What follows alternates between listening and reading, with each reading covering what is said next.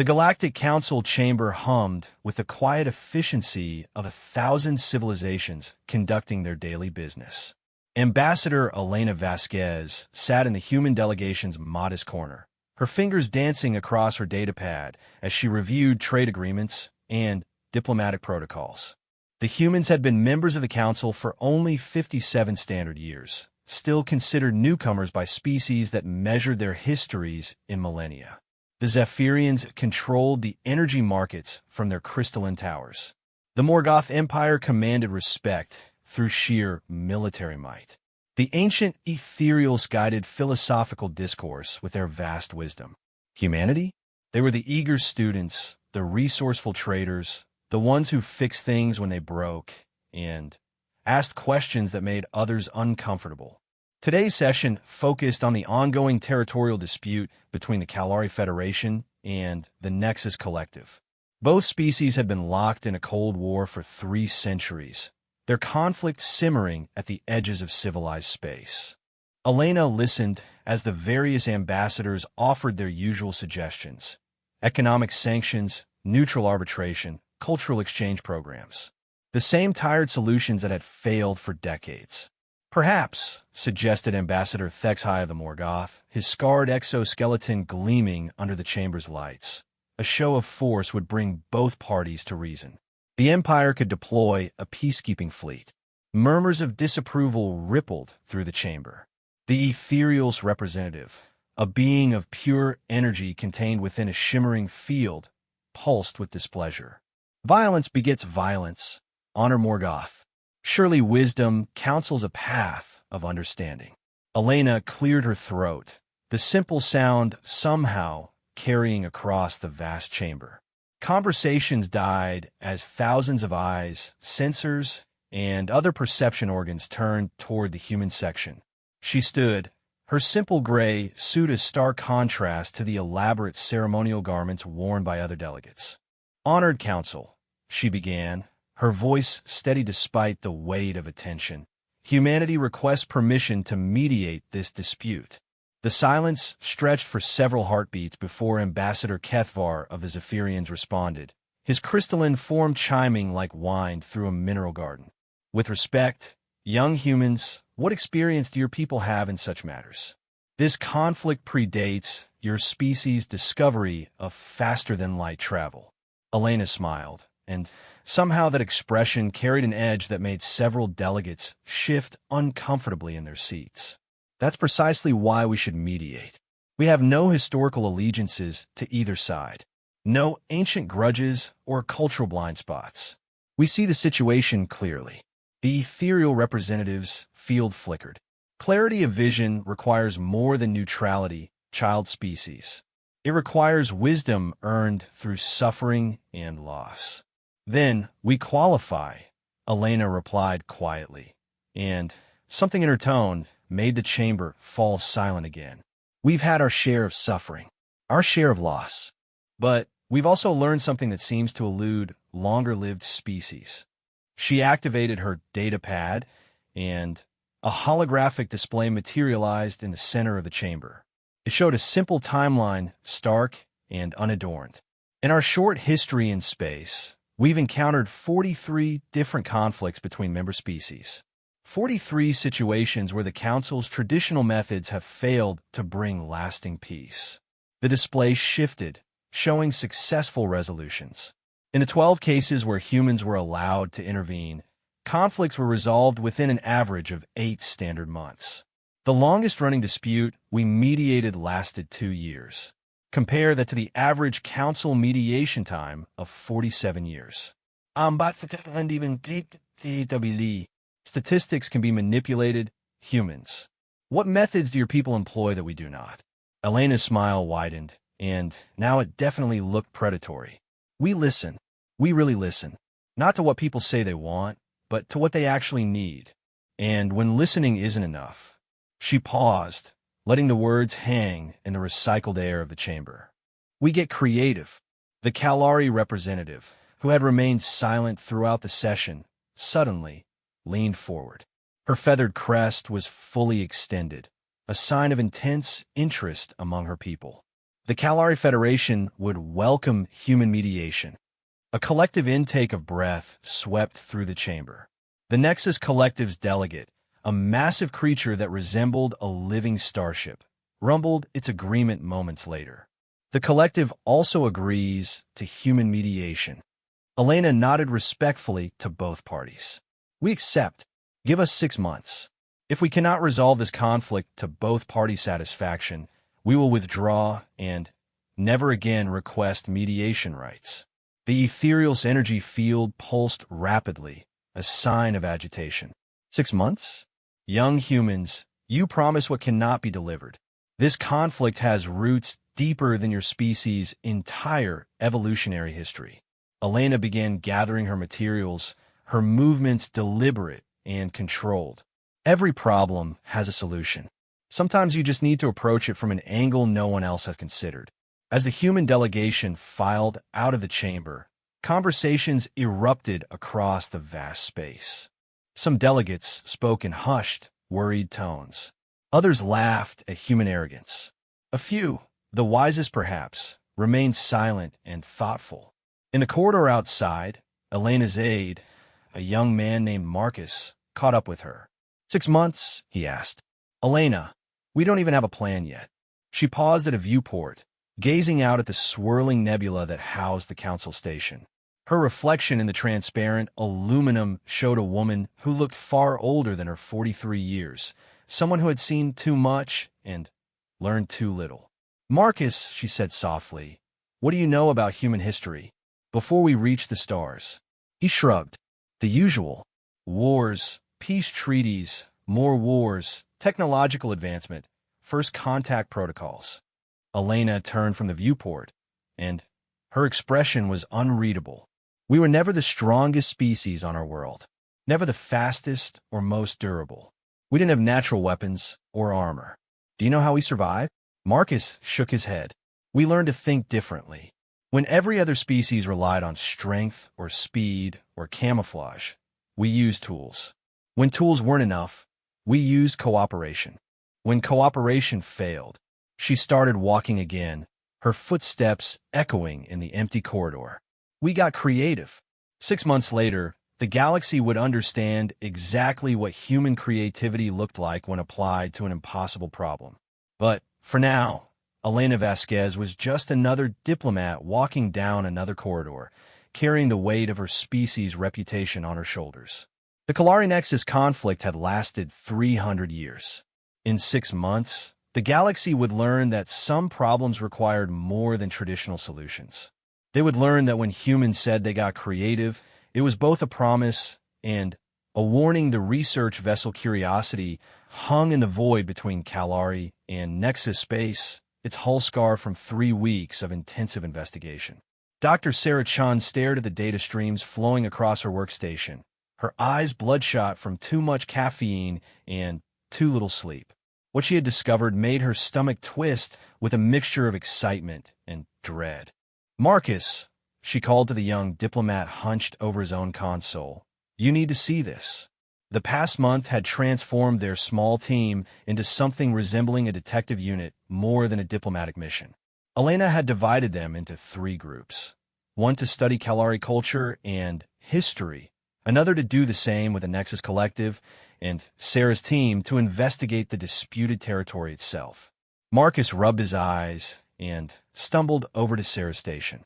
The holographic display showed a 3-dimensional map of the contested region, a roughly spherical area of space about 12 light-years across. Red markers indicated Kalari settlements, blue ones showed Nexus installations, and yellow dots marked the sites of various skirmishes over the past 3 centuries. What am I looking at? Marcus asked. Sarah manipulated the display, filtering out everything except the resource surveys. Look at the pattern of settlements and conflicts. Every engagement, every territorial claim, every accidental incursion into neutral space. The pattern emerged slowly, like a picture developing in an ancient chemical bath. The conflicts weren't random. They followed specific paths through space, creating a complex web of action and reaction that had persisted for 300 years. It's choreographed, Marcus breathed. The whole war is choreographed. Not choreographed, Sarah corrected, her voice grim. Farm. She pulled up another display, this one showing economic data from the past century. Trade flows, resource extraction rates, shipping manifests. Look at who benefits from the conflict. Every time tensions escalate, certain corporations see massive increases in military contracts. When peace talks begin, those same companies suffer stock losses. Marcus sank into a nearby chair. You're saying the war is being deliberately maintained? I'm saying someone has a vested interest in keeping the Kalari and Nexus at each other's throats without ever letting the conflict escalate to full-scale war. It's the perfect perpetual motion machine for the military-industrial complex. Elena's voice crackled through the comm system.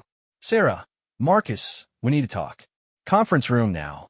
They found Elena staring out the ship's main viewport at the distant stars, her reflection ghostly in the transparent aluminum. She had lost weight in the past month, her clothes hanging loose on her frame. The investigation was taking its toll on all of them. Tell me you found something, she said without turning around. Sarah activated the room's holographic projector and began her presentation. As the evidence mounted, Elena's reflection grew sharper in the viewport, her jaw tightening with each revelation.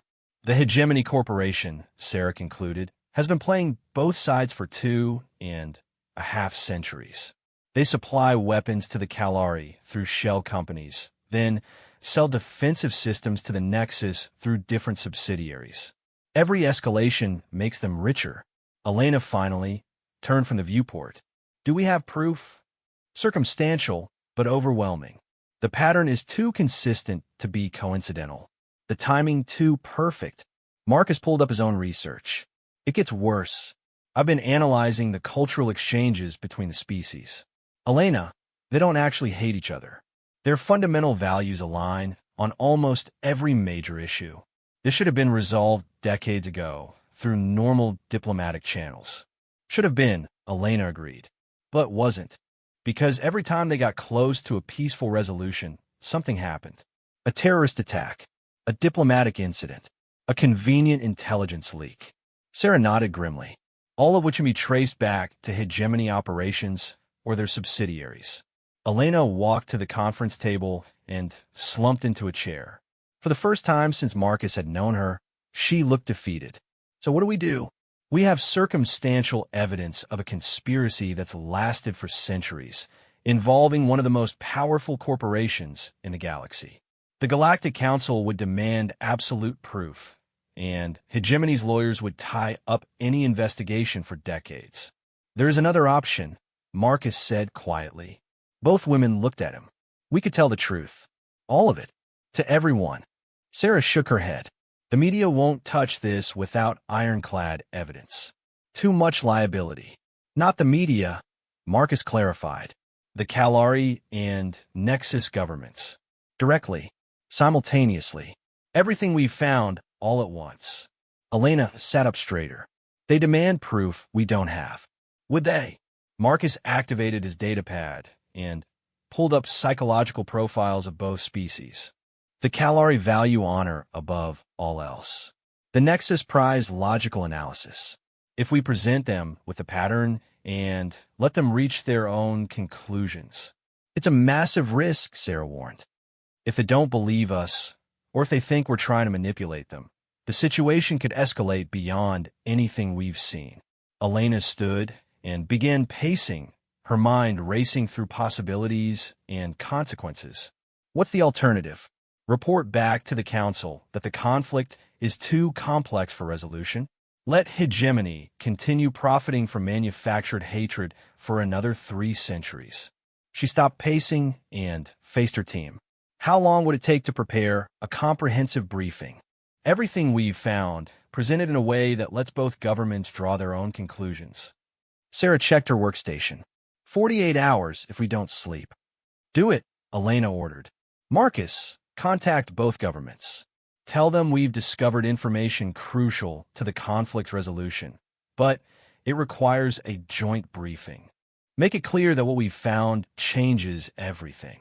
Elena, Marcus said carefully, If this goes wrong, if they reject our findings, or if hegemony retaliates, it won't just end our diplomatic careers. They could silence us permanently. Elena walked back to the viewport, staring out at the stars that separated two peoples who should have been allies. Marcus, do you know what humans did when they discovered their own governments were lying to them? He shook his head. They got angry. Really, really angry. And when humans get angry, we don't just accept the status quo anymore. We change it. Sarah looked up from her workstation. Elena, what exactly are you planning? Elena's reflection smiled in the viewport, and it wasn't a pleasant expression. I'm planning to do what humans do best. I'm going to show two ancient civilizations what it looks like when someone refuses to accept that things have to stay the way they've always been. She turned back to her team, and her voice carried an edge that made both of them straighten unconsciously. Hegemony Corporation thinks they can manipulate entire species like pieces on a game board. They think they can profit from manufactured conflict while good people die for lies. The lights in the conference room seemed to dim as Elena's expression hardened. They're about to learn that humans have very strong opinions about bullies. And when we decide something needs to change, we don't ask permission. Outside the viewport, the stars continued their eternal dance, unaware that in 48 hours, the careful balance of power in this region of space would shatter like glass. The galaxy was about to witness something it had never seen before. What happened when humans decided that enough was enough? And for Hegemony Corporation, that realization would come far too late. The joint briefing room aboard the neutral station Harmony's Edge buzzed with tension thick enough to cut with a plasma blade. Fleet Admiral Kestai of the Kalari Federation sat across from Supreme Logician Vorth, 9 of the Nexus Collective, two beings who had spent their entire careers viewing each other as enemies. Between them, Elena Vasquez stood at a holographic projector, her hands steady despite the weight of 3 centuries of conflict resting on her shoulders. Honored leaders, Elena began, what we are about to show you will fundamentally change your understanding of this conflict. Admiral Kestai's feathered crest rippled with barely contained aggression. Human mediator, if this is another attempt to convince us to compromise our people's sacred territory, it is not, Elena interrupted, her voice cutting through the Kalari's objection like a laser through silk. Admiral, Supreme Logician, I'm going to show you who has been profiting from your people's death for the past 2.5 centuries. The holographic display activated, showing the familiar star map of the disputed region. Elena began her presentation methodically, building the case piece by piece. Corporate shipping manifests, weapons sales records, stock market fluctuations that correlated perfectly with battle casualties, shell company ownership structures that led back to a single massive corporation. As the evidence mounted, both leaders grew increasingly still. Admiral Kestai's combat instincts were screaming warnings, while Supreme Logician Vorth 9's analytical mind raced through probability calculations. Hegemony Corporation, Elena concluded, has been orchestrating incidents to prevent peace between your peoples while supplying weapons to both sides. Every time your negotiations approached success, they triggered events to reignite hostilities. The silence stretched for nearly a full minute before Admiral Kestai spoke, her voice dangerously quiet. You are asking us to believe that our sacred honor has been manipulated. I am presenting facts, Elena replied. What you believe is your choice. Supreme Logician Vorth 9's optical sensors focused on the data. The correlation coefficients are statistically significant. However, correlation does not imply causation. Elena manipulated the display, showing a new layer of information. You're right, Supreme Logician. So I had my team dig deeper. The hologram shifted to show communication intercepts, financial transactions, and personnel records. 3 days before the massacre at Kethvar Station, Hegemony transferred 50 million credits to a mercenary group operating in neutral space. 5 hours after the attack, they received a massive military contract from the Kalar Defense Ministry. Admiral Kestai's talons extended involuntarily. Kethvar Station, my youngest clutchmate, died in that attack. 2 weeks before the Nexus mining platform 7 incident, Elena continued. Hegemony's subsidiary companies shorted Nexus industrial stocks. They made 400 million credits when your economy crashed after the attack. Supreme Logician Vorth 9's processors hummed audibly as he analyzed the data. The probability of these correlations occurring naturally approaches zero. Elena deactivated the hologram and faced both leaders directly. Your peoples have been pawns in someone else's game. The question now is, what are you going to do about it? Admiral Kestai stood abruptly, her chair clattering backward. If this is true, if our honor has been bought and sold like scrap metal, her voice dropped to a predatory whisper. The Kalari have ancient laws concerning such betrayal. Supreme Logician Vorth 9 remained seated, but his optical array glowed brighter.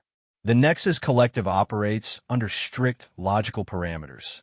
Entities that threaten collective survival through deception must be neutralized.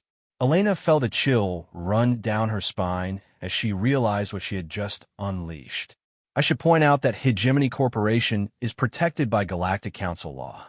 They have rights, legal protections - human law, Admiral Kestai snarled. Galactic law, not Kalari law.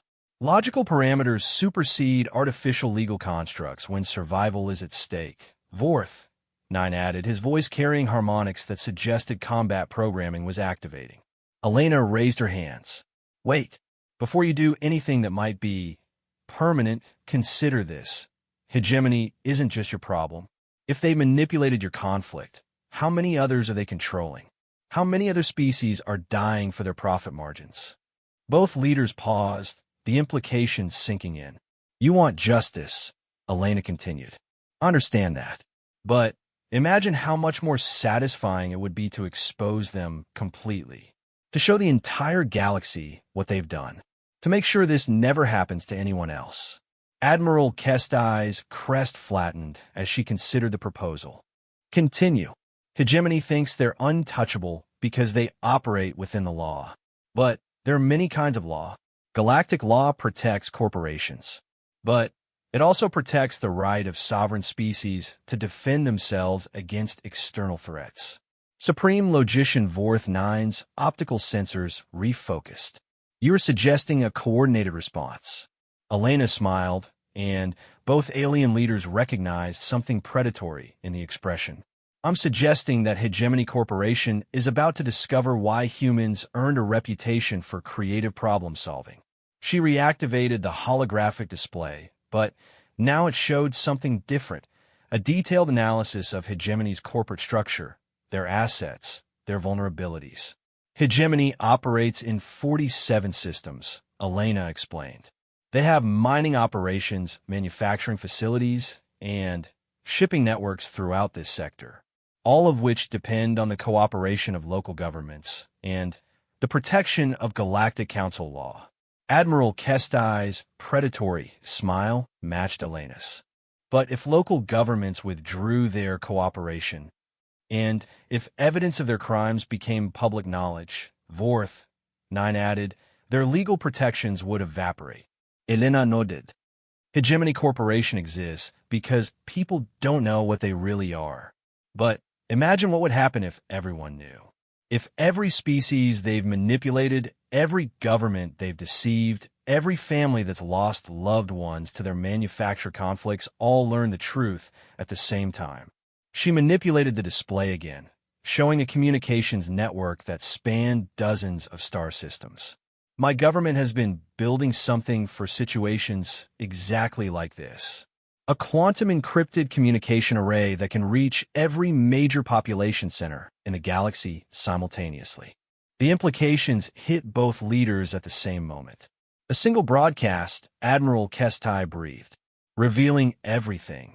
All evidence transmitted simultaneously to every government, every media outlet, every individual communication device in the galaxy. Vorth 9 calculated. Information saturation. No possibility of suppression or damage control. Elena's expression turned grim. But once we do this, there's no going back. Hegemony will know we're responsible. They'll come after us with everything they have. And they have a lot. Admiral Kestai laughed, a sound like breaking crystal. Let them come. The Kalari do not fear honorless merchants. Supreme Logician Vorth Nine's optical array pulsed in what Elena had learned was the Nexus equivalent of laughter. Their corporate security forces are designed for intimidation and small-scale operations. They are not prepared for coordinated military resistance from multiple species. Elena looked between the two leaders and realized that something historic was happening. Three species that had never truly worked together were about to declare war on the most powerful corporation in the galaxy. "There's one more thing," she said quietly. "Once we reveal the truth about hegemony, the galactic economy is going to crash.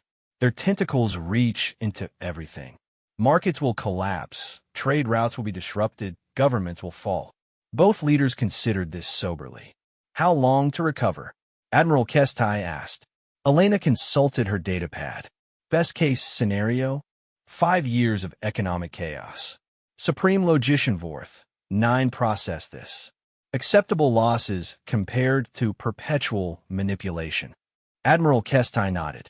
The Kalari have survived worse. Elena took a deep breath. "Then we do this." Both alien leaders answered simultaneously. "We do this." As they began planning the operation that would reshape galactic civilization, none of them noticed the small listening device hidden in the room's ventilation system, or the encrypted signal it transmitted to a hegemony facility 3 systems away. The corporation that had manipulated conflict for centuries was about to face something they had never encountered before. Humans who had decided to stop playing by the rules, the Hegemony Corporation's executive boardroom occupied the top floor of a space station that dwarfed most planetary cities. Chief Executive Aldrich Vance stood before a panoramic viewport, watching corporate security fleets maneuver in formation around the station's perimeter. Behind him, the emergency board meeting had devolved into barely controlled chaos. "Sir," Director Marsh reported, her voice tight with stress, "our intelligence assets confirm it. The humans have convinced both the Kalari and Nexus governments to cooperate. They're planning to broadcast everything." Vance's reflection in the viewport showed no emotion, but his hands clasped behind his back were white-knuckled. "How much do they know?" "Everything, sir. 3 centuries of operations. Financial records, communication intercepts, casualty reports. If this information goes public, it won't," Vance said quietly. "Activate Protocol 7. The boardroom fell silent. Protocol 7 was theoretical, a contingency plan that had never been tested on this scale. Director Kane, the corporation's military liaison, leaned forward in his chair. "Sir, Protocol 7 authorizes lethal force against 3 separate governments and their civilian populations. The Galactic Council would declare us a rogue entity." Vance turned from the viewport, his expression carved from ice. "The Galactic Council exists because we allow it to exist. Our economic influence reaches into every major government, every military organization, every communication network. They cannot move against us without destroying their own infrastructure." He activated the boardroom's holographic display, showing a 3-dimensional map of local space. Red indicators marked hegemony assets. Blue ones showed potential targets. "The humans think they understand conflict," Vance continued. "They've studied our small wars, our carefully controlled violence. They have no comprehension of what industrial-scale warfare actually looks like." Director Marsh accessed her datapad. "Sir, our forces are primarily corporate security. Well-equipped, but they're not a military." Vance smiled, and the expression held no warmth whatsoever. "Director, we've been supplying weapons to 43 different conflicts simultaneously for over 2 centuries. Do you really think we don't have military assets?" The holographic display shifted, revealing hidden installations throughout the sector. Military shipyards disguised as cargo facilities. Weapons platforms masquerading as mining operations. Entire fleets of dreadnoughts registered as commercial vessels. "For 300 years, Vance said, his voice carrying across the stunned boardroom, "we have been preparing for the possibility that someone might discover our operations. The humans, in their naivety, believe they are fighting a corporation. They are actually declaring war on the most powerful military force in this sector of the galaxy. Director Kane studied the display with professional interest. Orders, sir. Eliminate the human mediation team. Destroy the broadcast array they're planning to use. If the Kalari or Nexus governments resist, make examples of their civilian populations until they reconsider. The room buzzed with quiet conversations as directors calculated risks and resources. Finally, Director Marsh spoke up. Sir, what about the Galactic Council? They'll demand explanations. Vance returned to the viewport, watching his security fleets deploy toward their targets. The Council will receive evidence that the humans, Kalari, and Nexus were plotting to destabilize galactic peace through terrorist actions. Our forces responded in self-defense to protect innocent civilians from extremist violence. He paused, considering the irony. The same techniques we've used to justify 3 centuries of manufactured conflicts. But this time, we won't be playing both sides. This time, we end the game entirely. Meanwhile, aboard the research vessel Curiosity, Elena Vasquez was learning that even the best-laid plans had a tendency to explode in your face. The ship's proximity alarms were screaming as dozens of unidentified vessels dropped out of hyperspace around their position. Elena, Marcus shouted over the noise. We have incoming. 47 ships, military configuration, weapons hot. Dr. Sarah Chun looked up from the quantum communication array they'd been preparing. The broadcast system isn't ready. We need another 6 hours to synchronize with all the relay stations. Elena studied the tactical display, her mind racing through options. The approaching fleet was massive, sophisticated, and clearly hostile. The Curiosity was a research vessel with minimal defensive capabilities. Can we run? She asked. Marcus shook his head. They've got us surrounded. Hyperspace jammers are already active. Elena activated the ship's communication system.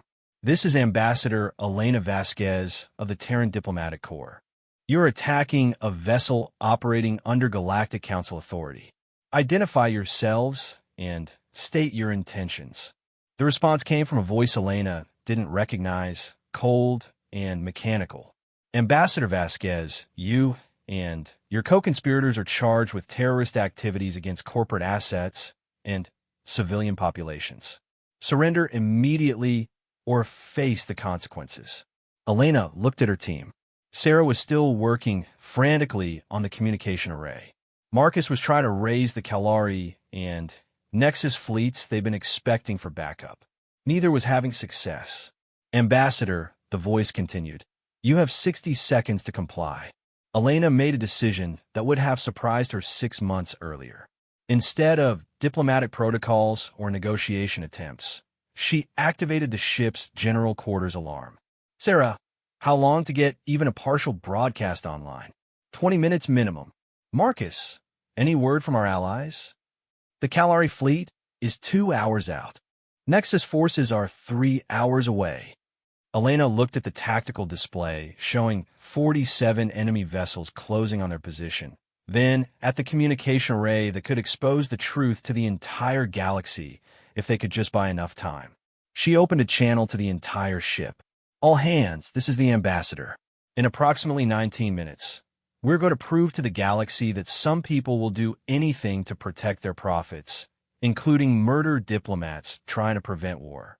She paused, watching the enemy fleet adjust its formation for attack. We're also going to prove that when humans decide something matters enough to fight for, we don't go down quietly. Elena turned to Marcus. Send a message to Earth. Full diplomatic encryption. Tell them what we've found, what we're about to do, and what happens next. What happens next? Marcus asked. Elena's reflection in the ship's viewport showed a woman who had moved far beyond diplomatic solutions. Marcus, Hegemony Corporation, just made the mistake of threatening humans who were trying to prevent a war. They think they can intimidate us into silence. The first enemy weapons locked onto their ship, targeting sensors painting the Curiosity with lethal precision. They're about to learn, Elena continued, her voice carrying an edge that would have made her ancestors proud. that there are some fights humans don't walk away from. And when we don't walk away, we make sure the other guy remembers why. The enemy fleet opened fire, expecting to end the threat in a single devastating salvo. What they got instead was their first lesson in why humans had earned their reputation as the galaxy's most dangerous problem solvers. The research vessel Curiosity might not have been a warship, but it had been designed by humans. And humans, it turned out, had very creative ideas about what constituted defensive systems. The first salvo from Hegemony's fleet should have vaporized the research vessel Curiosity. Instead, it met a shimmering barrier of energy that absorbed the devastating barrage and converted it into power for the ship's systems. The enemy weapons fire, designed to destroy, instead supercharged every system aboard the human vessel. Adaptive shielding online, Sarah Chen reported, her fingers dancing across controls she'd never expected to use in combat. Elena, whoever designed the ship, really didn't want it to be an easy target. Elena grimaced as another wave of enemy fire struck their shields. Dr. Chun, that's because this isn't just a research vessel. It's a test bed for experimental defensive technologies. Earth has been expecting someone to take a shot at our diplomats eventually. Marcus looked up from his communication console, his face pale. The enemy commander is demanding our surrender again. They seem surprised that we're still here. Let them be surprised, Elena replied. Sarah, status on the broadcast array? 15 minutes. But, Elena, our shields won't hold forever. They're designed to absorb energy weapons, but those ships are switching to kinetic rounds. Through the viewport, Elena could see the massive enemy fleet repositioning. 47 warships against one research vessel should have been over in seconds. The fact that it wasn't was clearly frustrating their attackers. Marcus, any word from Dash? Her question was cut off as space around them erupted in chaos. Kalari battleships dropped out of hyperspace in perfect formation, their weapon systems already charging. Seconds later, the distinctive geometric shapes of Nexus dreadnoughts materialized from a different vector. Admiral Kestai's voice crackled through the communication system. Human mediator, your message was received. The Kalari Federation does not abandon allies. Supreme Logician Vorth 9's synthesized voice followed. Tactical analysis indicates hegemony forces are insufficient to engage 3 allied fleets simultaneously. They will retreat or be destroyed. Elena watched the tactical display transform as dozens of allied vessels took positions around the Curiosity. The hegemony fleet, suddenly outnumbered, began to pull back. This is Corporate Security Commander Hayes, came a transmission from the enemy flagship. You are interfering with legitimate anti-terrorist operations. Withdraw immediately or face the consequences. Admiral Kestai's response was immediate and brutal. The only terrorists here are the ones who have profited from our people's deaths for 3 centuries. You have 30 seconds to surrender or be destroyed. The hegemony commander made his decision quickly. All ships retreat to Rally Point 7. We'll regroup and Dash, his transmission cut off as Nexus targeting systems locked onto every enemy vessel simultaneously. Supreme Logician Vorth 9's voice carried across all channels, coldly logical and absolutely final. Negative. No retreat oseras. Surrender or be eliminated. What followed was less a battle than a demonstration.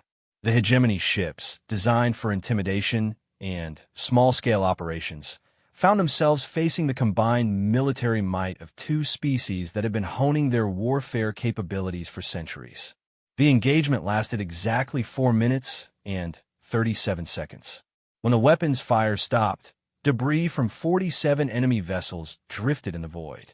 3 ships had managed to transmit surrender codes before being disabled. The rest had chosen to fight and learned too late that corporate security forces were not equipped for actual warfare. Sarah, Elena called out as the battle ended, please tell me you got the broadcast system online. DR. Chun looked up from her console with a grin that could have powered a small city. Not just online, Elena. I used the energy from their weapons fire to boost our signal strength. We're not just reaching this sector anymore. Elena felt her heart skip. What do you mean? I mean, Sarah said, her grin widening, that we just broadcast the complete evidence of Hegemony Corporation's crimes to every inhabited system in the known galaxy. Every government, every media outlet, every personal communication device. The signal is so strong, it's probably reaching species we haven't even made contact with yet. The implications hit Elena like a physical blow. Sarah, we've just exposed the largest corporate conspiracy in galactic history to approximately 40 trillion beings simultaneously. Yes, Sarah agreed cheerfully. Yes, we have. Marcus looked up from his console, his expression a mixture of awe and terror. Elena, I'm getting responses already. The Zephyrian Crystal Courts have issued arrest warrants for Hegemony's entire board of directors. The Morgoth Empire has declared them enemies of the state. The Ethereals are calling for their assets to be seized and redistributed to their victims' families. Elena slumped into her chair as the magnitude of what they'd accomplished sank in. How many governments? Marcus consulted his datapad. So far, 237 and climbing. Elena, we just triggered the largest corporate collapse in recorded history. Admiral Kestai's voice came through the communication system, and Elena could hear the satisfaction in her tone. Human mediator, our intelligence networks report that hegemony facilities throughout the galaxy are being seized by local authorities. Their corporate security forces are surrendering rather than face charges of conspiracy and murder. Supreme Logician Vorth, 9, added his analysis. Economic models suggest the collapse of Hegemony Corporation will eliminate approximately 67% of ongoing interspecies conflicts galaxy-wide. Those conflicts were artificially maintained for profit margins that no longer exist.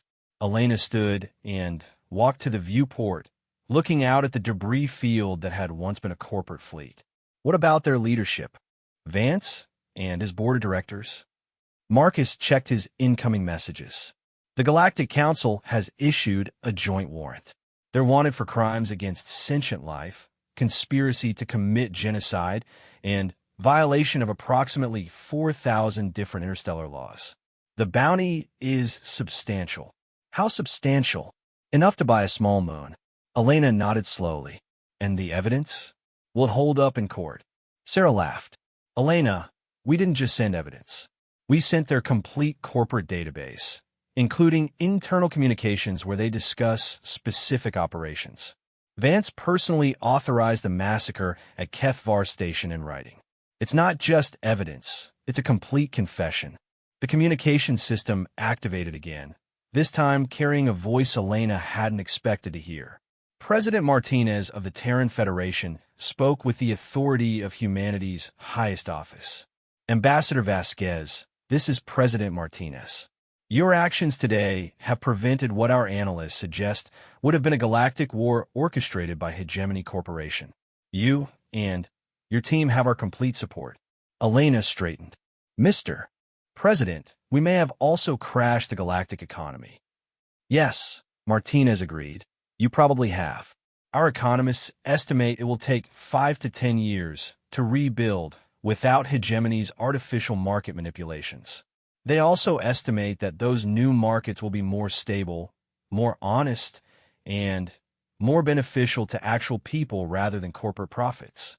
Elena looked at her reflection in the viewport and realized that the woman staring back at her was someone she didn't entirely recognize. 6 months ago, she had been a diplomat focused on small solutions to manageable problems. Today, she was someone who had helped reshape galactic civilization. Mr. President, she said finally, what happens now? Now, Martinez replied, you come home. You've done something unprecedented, Ambassador. You've shown the galaxy that sometimes the only way to solve a problem is to refuse to accept that it can't be solved. Elena smiled, finally understanding what her ancestors had known when they looked at impossible problems and decided to fix them anyway. Sir, I think we've also shown them something else. What's that? Elena looked out at the stars, at the space that was no longer divided by an artificial conflict at the future that was now possible because someone had decided to ask the right questions. We've shown them what happens when humans decide that enough is enough. The message spread across the galaxy faster than the speed of light, carried by quantum communication arrays and whispered in 1,000 different languages. Hegemony Corporation, the giant that had seemed too powerful to challenge, had fallen in less than 5 hours. 40 trillion beings learned simultaneously that the conflicts that had shaped their history were lies, that the suffering was unnecessary, and that sometimes, just sometimes, the good guys actually won. But, more importantly, they learned something else. They learned that there were people in the galaxy who would risk everything to expose the truth, who would face impossible odds to protect others, who would refuse to accept that things had to stay the way they had always been. The galaxy had witnessed humanity's true fury, and it was not the rage of warriors or the anger of conquerors. It was the quiet, implacable fury of people who had decided that justice mattered more than safety, that truth was worth any sacrifice, and that some fights were too important to walk away from. And nothing would ever be the same. The Galactic Council chamber hummed with the quiet efficiency of 1,000 civilizations conducting their daily business. Ambassador Elena Vasquez sat in the human delegation's modest corner, her fingers dancing across her datapad as she reviewed trade agreements and diplomatic protocols. The humans had been members of the Council for only 57 standard years, still considered newcomers by species that measured their histories in millennia. The Zephyrians controlled the energy markets from their crystalline towers. The Morgoth Empire commanded respect through sheer military might. The ancient ethereals guided philosophical discourse with their vast wisdom. Humanity? They were the eager students, the resourceful traders, the ones who fixed things when they broke, and asked questions that made others uncomfortable. Today's session focused on the ongoing territorial dispute between the Kalari Federation and the Nexus Collective. Both species have been locked in a Cold War for 3 centuries, their conflict simmering at the edges of civilized space. Elena listened as the various ambassadors offered their usual suggestions: economic sanctions, neutral arbitration, cultural exchange programs. The same tired solutions that had failed for decades. Perhaps, suggested Ambassador Thexai of the Morgoth, his scarred exoskeleton gleaming under the chamber's lights, a show of force would bring both parties to reason. The Empire could deploy a peacekeeping fleet. Murmurs of disapproval rippled through the chamber. The Ethereal's representative, a being of pure energy contained within a shimmering field, pulsed with displeasure. Violence begets violence, honored Morgoth. Surely wisdom counsels a path of understanding. Elena cleared her throat, the simple sound somehow carrying across the vast chamber. Conversations died as thousands of eyes, sensors, and other perception organs turned toward the human section. She stood, her simple gray suit a stark contrast to the elaborate ceremonial garments worn by other delegates. "Honored Council," she began, her voice steady despite the weight of attention. "Humanity requests permission to mediate this dispute." The silence stretched for several heartbeats before Ambassador Kethvar of the Zephyrians responded, his crystalline form chiming like wine through a mineral garden. "With respect, young humans, what experience do your people have in such matters? This conflict predates your species' discovery of faster-than-light travel." Elena smiled, and somehow that expression carried an edge that made several delegates shift uncomfortably in their seats. "That's precisely why we should mediate. We have no historical allegiances to either side, no ancient grudges or cultural blind spots. We see the situation clearly." The ethereal representative's field flickered. "Clarity of vision requires more than neutrality, child species. It requires wisdom earned through suffering and loss." "Then we qualify," Elena replied quietly, and something in her tone made the chamber fall silent again. "We've had our share of suffering, our share of loss, but we've also learned something that seems to elude longer-lived species." She activated her data pad, and a holographic display materialized in the center of the chamber. It showed a simple timeline, stark and unadorned. In our short history in space, we've encountered 43 different conflicts between member species. 43 situations where the Council's traditional methods have failed to bring lasting peace. The display shifted, showing successful resolutions. In the 12 cases where humans were allowed to intervene, conflicts were resolved within an average of 8 standard months. The longest-running dispute we mediated lasted 2 years. Compare that to the average Council mediation time of 47 years. Ambassador Fexhi's mandibles clicked irritably.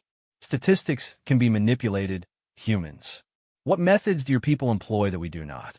Elena's smile widened, and now it definitely looked predatory. We listen. We really listen. Not to what people say they want, but to what they actually need. And when listening isn't enough, she paused, letting the words hang in the recycled air of the chamber. We get creative. The Kalari representative, who had remained silent throughout the session, suddenly leaned forward. Her feathered crest was fully extended, a sign of intense interest among her people. The Kalari Federation would welcome human mediation. A collective intake of breath swept through the chamber. The Nexus Collective's delegate, a massive creature that resembled a living starship, rumbled its agreement moments later. The collective also agrees to human mediation. Elena nodded respectfully to both parties. We accept. Give us 6 months. If we cannot resolve this conflict to both parties' satisfaction, we will withdraw and never again request mediation rights. The ethereal's energy field pulsed rapidly, a sign of agitation. 6 months? Young humans, you promise what cannot be delivered. This conflict has roots deeper than your species' entire evolutionary history. Elena began gathering her materials, her movements deliberate and controlled. Every problem has a solution. Sometimes you just need to approach it from an angle no one else has considered. As the human delegation filed out of the chamber, conversations erupted across the vast space. Some delegates spoke in hushed, worried tones. Others laughed at human arrogance. A few, the wisest perhaps, remained silent and thoughtful. In the corridor outside, Elena's aide, a young man named Marcus, caught up with her. 6 months? He asked. Elena, we don't even have a plan yet. She paused at a viewport, gazing out at the swirling nebula that housed the council station. Her reflection in the transparent aluminum showed a woman who looked far older than her 43 years, someone who had seen too much and learned too little. Marcus, she said softly, what do you know about human history? Before we reach the stars. He shrugged. The usual. Wars, peace treaties, more wars, technological advancement, first contact protocols. Elena turned from the viewport, and her expression was unreadable. We were never the strongest species on our world, never the fastest or most durable. We didn't have natural weapons or armor. Do you know how we survived? Marcus shook his head. We learned to think differently. When every other species relied on strength or speed or camouflage, we used tools. When tools weren't enough, we used cooperation. When cooperation failed, she started walking again, her footsteps echoing in the empty corridor. We got creative. 6 months later, the galaxy would understand exactly what human creativity looked like when applied to an impossible problem. But, for now, Elena Vasquez was just another diplomat walking down another corridor, carrying the weight of her species' reputation on her shoulders. The Kalari Nexus conflict had lasted 300 years. In 6 months, the galaxy would learn that some problems required more than traditional solutions. They would learn that when humans said they got creative, it was both a promise and a warning.